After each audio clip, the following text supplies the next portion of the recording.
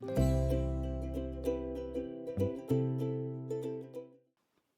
next method we're going to try is called the ladder stitch. It's very, very close to the mattress stitch, so our squares are going to face upward, and we're going to use a yarn needle. And so I'm going to have my backs facing each other, and again we're going in on the corner, and we're going to use both loops as well as we are doing with the mattress stitch. But this is called the ladder stitch, and there's a little variation to it, but it's very close to. So we came up over here, and then we're going to go into this stitch.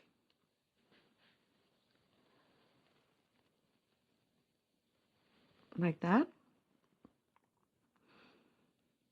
And then we're coming out on this stitch.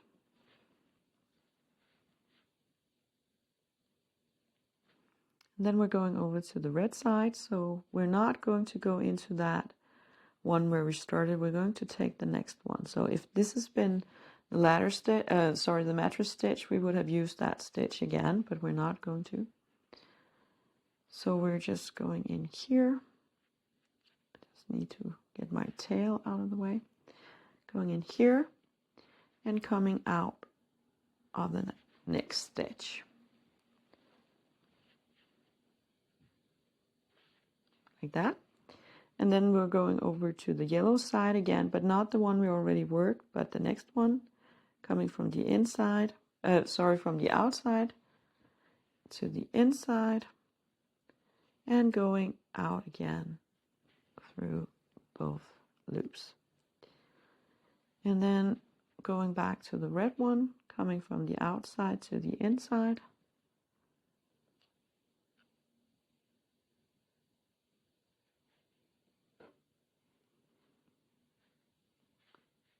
Like that.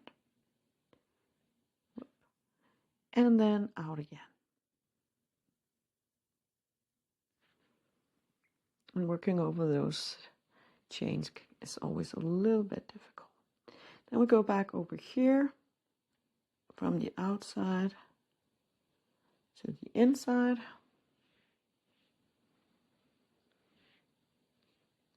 And coming out again. Let's do it one last time. So back on the red one, inside, from the outside to the inside, from the inside to the outside. And then let's try to pull on this one and see what happens.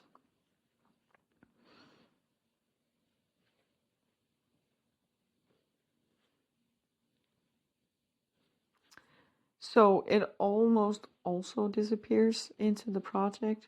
You can see it a little bit, but it's the sides of the squares just line up so perfectly. So again, if you had one of the colors or use the same color, it will just look perfect. And again, on the back, you can't really see it on the back except for the first attachment I made over here.